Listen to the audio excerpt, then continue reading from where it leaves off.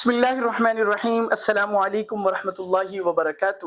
صرف کلاس میں ہم اجوف کے صیغوں یعنی گردانوں کا اجرا کر رہے تھے۔ پہلی گردان ہم نے کر لی تھی اجوف واوی کی فعل ماضی معلوم۔ اب یہاں پہ مجہول میں آتے ہیں تو مجہول میں قیلا، پہلا صیغہ آتا ہے قیلا، ٹھیک ہے؟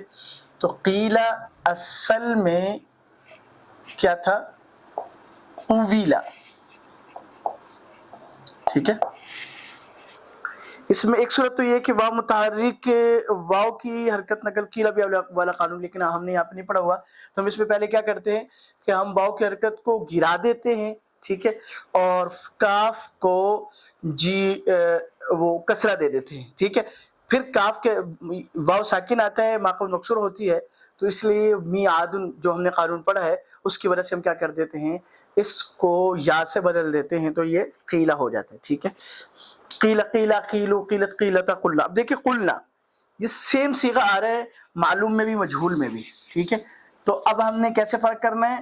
ہم نے یہ قلنا سیاق و سباق سے ہمیں پتہ چلے گا کہ قلنا یہ مجہول ہے اور یہ معلوم ہے، ٹھیک ہے؟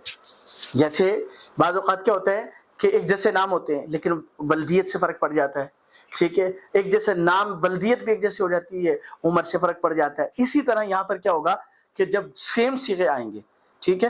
اب یہ دیکھیے قل قولا قولو قولت قولتا قلنا، تیسرا امر کا بھی ایسے ہی آتا ہے۔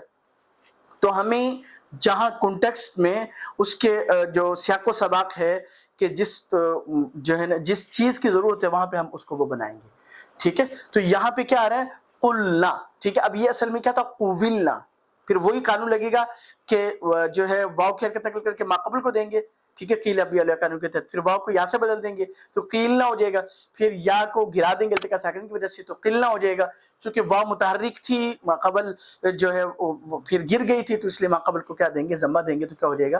قلنا۔ اب یہ ماضی کی گردان کی ہم نے کچھ آپ کو کروا دی، اب آگے چلتے مضارع۔ مضارع میں پہلا صیغہ تو آپ کو کروایا وہ یقولو، یقولو یقولانی یقولون تقولو تقولانی یقلنا۔ یقلنا کو ہم حل کرتے ہیں، دیکھیں یقلنا، ٹھیک ہے؟ اصل میں یقولنا، کیوں؟ وزن کیا ہے؟ یفعلنا، ٹھیک ہے؟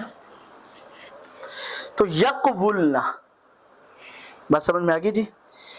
تو اب یہاں پہ یہ چیز ہے کہ یفعلنا یقولنا، تو واو کی حرکت نقل کر، چونکہ واو متحرک کے ماقبل کیا ہے؟ ساکن ہے، اس لیے واو کی حرکت نقل کر کے کیا دے رہے ہیں؟ ماقبل کو دے رہے ہیں، ٹھیک ہے؟ واو پھر کیا ہو جائے گا؟ ساکن ہو جائے گا، یقولنا ہو جائے گا، تو واو اور لام التقاء ساکن آ جائے گا، واو کو گرائے کیا رہے گا؟ یقولنا۔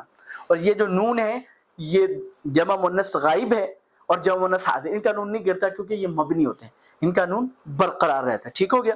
تو یقولنا، تقولو تقولانی تقولون تقولین، ٹھیک ہے؟ تقولین اصل میں کیا ہے؟ تقولینا، وہی قانون لگا، واو کی حرکت نقل کر کے ماقبل کو دی، ٹھیک ہے؟ اور تو کیا ہو گیا؟ تقو، ٹھیک ہے؟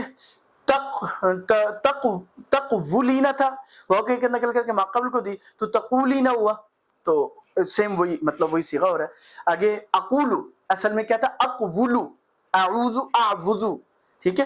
تو اب اقولو تھا، واو متحرک کے ماقبل حرف سے ساکن ہے، اس لیے واو کی حرکت نقل کر کے ماقبل کو دی تو کیا ہو گیا؟ اقولو ہو گیا۔ نقولو بھی سیم یہی ہے، ٹھیک ہو گیا؟